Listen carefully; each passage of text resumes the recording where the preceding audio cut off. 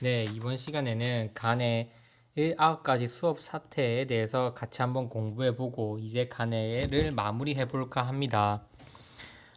이전 시간에 우리가 함께 배운 내용은 간해의 목표별 수업 이론이었습니다. 기억나시죠?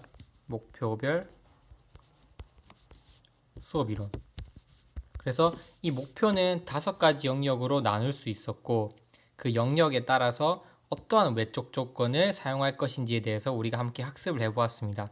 오늘 배울 것은 뭐냐면 이 목표별로 이렇게 나눠져 있어서 각각에 맞는 외적 조건을 제시했죠. 오늘은 이러한 방법들, 외적 조건에 의해서 수업이 진행될 때 오늘은 어떤 절차로 진행해야 되냐? 어떤 절차. 즉 오늘은 수업의 진행 방식이 어떠해야 되냐 그것에 대해서 한번 학습해 보도록 하겠습니다. 우리가 2차 준비를 하면서 수업 지도안을 많이 작성할 텐데요. 예를 들면 도입, 전개, 정리, 도입에서는 인사, 그리고 동기 유발,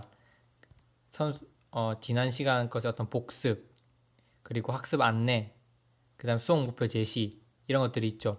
전개 부분에서는 본시 학습, 정리 부분에서는 요약, 혹은 형성평가, 차시 예고, 마무리 인사 이런 것들이 있는데 그런 것들의 기틀을 잡은 사람이 바로 간해입니다.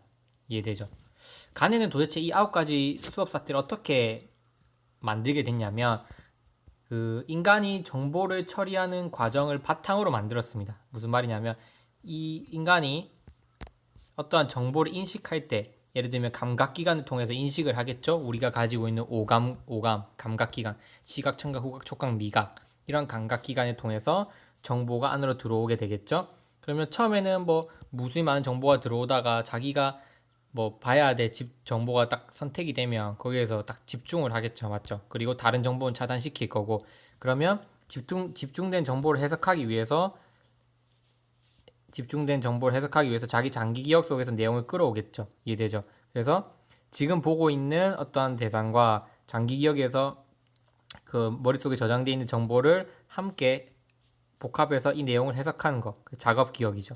그리고 작업 기억에서 해석이 다 됐으면 이 내용을 장기 기억으로 옮겨야겠죠. 왜냐하면 머릿속에 끝까지 저장해내는 게 학습의 목표니까 그냥 단순히 이해해서 끝나는 게 아니라 우리가 얻은 정보를 장기 기억 속에 있는 어떤 요소를 활용해서 그 내용을 이해하는 데 시간을 쏟고 뭔가 배우는 데 시간을 쏟는 데는 작업 기억이 들어가는 거고 이 내용을 파악하는 데는 감각기관을 통해서 우리가 받아들인 거고 마지막으로 감각기관, 그 다음에 작업기억, 그 다음 마지막으로 장기기억 속으로 이 내용이 저장되면 학습이 끝나는 거잖아요. 맞죠?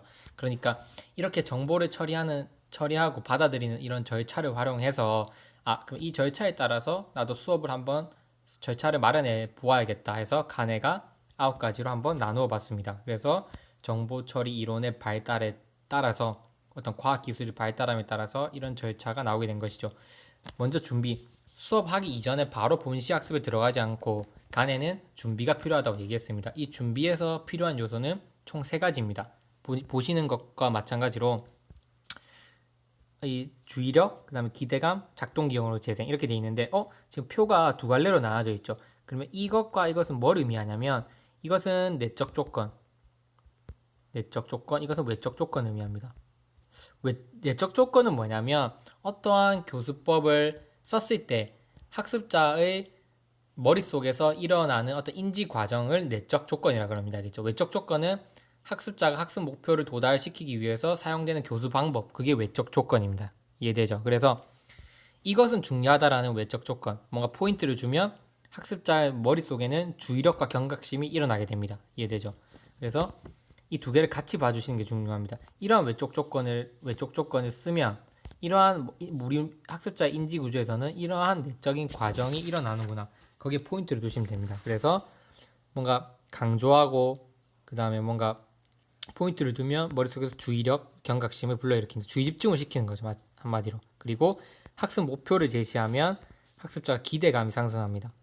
내가 저거를 달성해야 되나? 달성할 수 있을까? 뭔가 달성해야겠다는 기대감이 상승하고 그리고 작동기억 재생, 작동기억으로 재생은 뭘 의미하냐면 이전 시간에 배운 내용을 복습하는 겁니다. 사전 지식 재생. 그래서 이번 시간에 뭔가 학습 목표를 제시하면 저거를 배워야 되겠다는 기대감이 불러일으켜지겠죠. 그러면 그 상승된 기대감을 유지시키려면 이전 시간에 배웠던 내용을 복습해주면 무언가 내가 저것을 도달할 수 있을 거라고 생각하는 그 기대감이 지속적으로 유지하게 됩니다. 그래서 뭔가 수업은 계열성과 연계성을 바탕으로 일어나는 거니까 이렇게 반드시 이전 시간에 배운 내용을 복습해주면 됩니다. 그럼 처음 배운 내용은 어떡합니까? 그런 내용은 뭐 딱히 작동기억으로 재생할 건 없겠죠.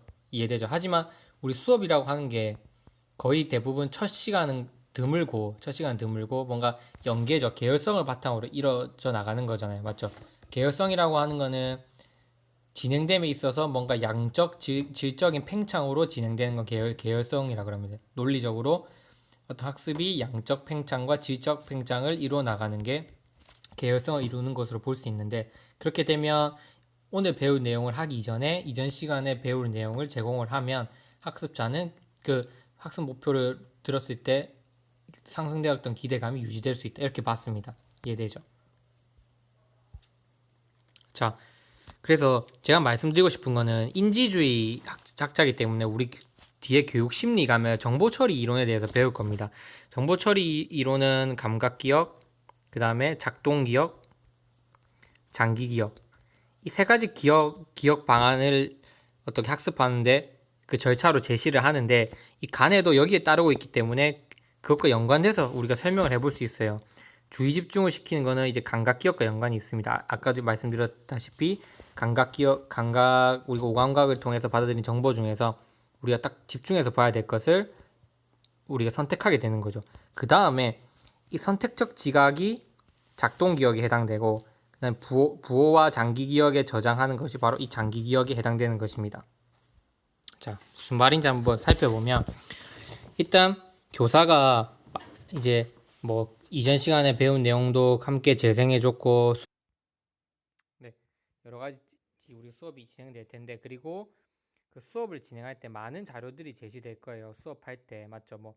뭐 예를 들면 우리가 수학에 대해서 배운다면 뭐 어떤 단원에서 배울 때 많은 여러 가지 문제를 풀겠죠. 근데 푸는 과정에서 우리는 그 중에서도 꼭 중요한 것들이 있을 거 아니에요. 맞죠? 그런 것들을 선생님들이 자극 자료를 제시하여서 학생들이 많은 정보 중에서 무엇에 주의 집중을 하고 그 다음에 그것을 해석해야 되는지 교사는 학생들한테 알려줄 필요가 있어요. 즉 많은 자료가 제시되는데 수업 도중에도 학생들한테 무수히 많은 정보들이 오고 가잖아요. 생각해보면 우리 영상도 보여줄 때 예를 들면 동영상을 시청한다고 했을 때 그 동영상의 처음부터 끝까지 다 보여주지만 실제적으로 교사는 그 동영상을 보여줌으로써 꼭 예를 들면 학습이 일어나면 하는 부분이 정해져 있잖아요. 맞죠? 이 동영상을 보는 이유, 그런 것들이 있습니다. 그래서 학습을 하게 되면 자연스럽게 학생들한테 많은 자료들이 제시가 되는데, 그 많은 자료가 제시된다는 거는 뭘 의미하냐면 학생들에게 많은 자극이 제시된다고 볼 수 있습니다. 맞죠? 그래서 그 많은 자극 중에서 중요한 자극이 무엇인지 그것을 작동 기억에 넣어줄 수 있어야 돼요. 교사는. 이해되죠? 우리가 이 기억법을 여러분 꼭 잘 알고 계셔야 되는데, 우리 기억은 감각 기억에서 아까도 말씀드렸지만 감각 기억에서 작동 기억으로 가고, 이 작동 기억에서 장기 기억으로 갑니다.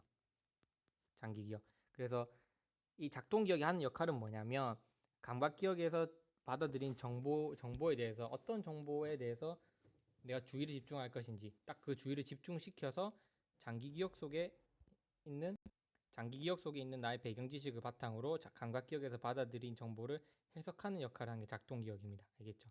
그래서 그때 학습자들이 그 수업 시간 안에서 제공되는 무수히 많은 그 자극들에서 무엇에 집중을 할 거냐, 어떻게 선택적 지각을 시킬 거냐, 이거를 교사가 도와줘야 된다는 거죠. 좀 말이 길어졌습니다. 자, 그리고 그 다음으로는 뭘 해야 될까요? 우리가 선택적으로 지각을 해서 중요한 부분에 대해서 이해를 하겠죠. 맞죠? 그 다음으로는 그걸 장기 기억에 넣어야 되잖아요. 맞죠?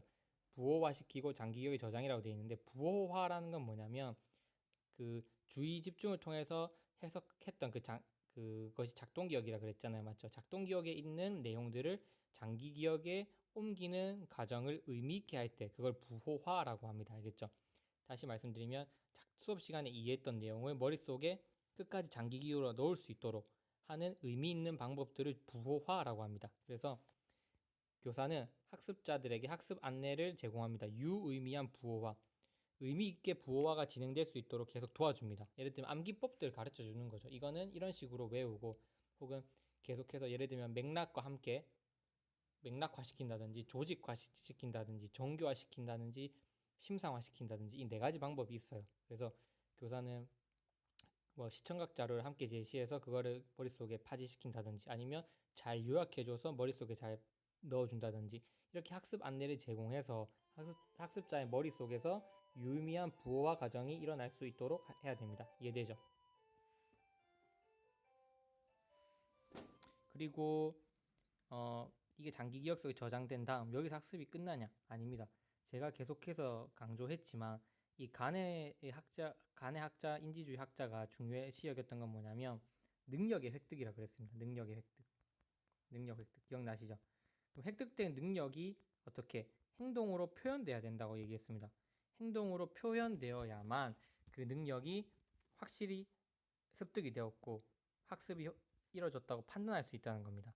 물론 행동으로 드러나지 않아도 학습은 될 수 있겠죠. 하지만 행동으로 드러나지 않아도 그것을 행동으로 표현할 줄 알아야지 완벽한 학습이 일어날 수 있다고 보는 겁니다. 내가 배운 내용을 말로 설명할 수 있는다든지 수학 문제를 실제로 내가 글씨 그 펜을 들고 그 풀이 과정을 풀이해낼 수 있는다든지 그게 다 행동으로 보여지는 거잖아요. 맞죠? 그래서 간에는 반드시 반응을 할 수 있는 걸 추가시켰습니다. 이까지 학습 과정이 끝난다면 학습자가 반응을 할 수 있는 것, 수행을 유도하는 겁니다. 실제로 배운 내용들을 풀어나가는 그런 행동으로 보여지는 단원을 그 절차를 추가했고 거기에 대해서 교사는 다시 한번 피드백을 제공해 주는 겁니다. 학습자가 반응을 했을 때 피드백을 주면 그거는 학생들 안에서 강화 요소로 작용을 하겠죠. 예를 들면 이 부분은 내가 부족했으니까 이 부분 좀 더 주의를 기울여야겠어. 혹은 이 부분은 내가 잘했으니까 좀 덜 해도 되겠어. 어떤 학습자 안에서 어떤 행동을 해야 되지? 그럼 내가 이게 부족했으니까 이걸 좀 더 열심히 해야겠네. 강화를 제공하게 됩니다. 이해되죠? 그래서 이런 획득과 수행이 마치게 되면 끝나는 게 아니라 그 다음 마지막으로 두 가지 절차가 남았죠. 뭐냐면 평가, 형성평가를 통해서 재생을 위한 단서 제공이라고 했는데 이렇게 어렵게 할 필요 없습니다. 즉, 이 부분은 뒤가서 구체적으로 설명할 거지만 형성평가를 통해서 다시 한 번 더 배운 내용을 복습하고 마지막으로 일반화시킨다. 어떻게? 파지와 전이력. 파지시키고 교사가 계속 전이시킵니다. 계속 반복하게 하고 파지라고 하는 건 뭐냐면 머릿속에 기억시키는 거고 전이력이라고 하는 거는 다른 요소에 적용시키는 거죠. 그래서 계속 연습시키고 다른 새로운 거 환경에도 똑같이 풀어내게 그거를 적용시키는 훈련을 시켜주면서 그 내용을 머릿속에서 일반화시킬 수 있도록 도와주는 겁니다. 이해되죠? 그래서 각 과정마다 어떤 요소들이 있는지 한번 구체적으로 살펴볼게요.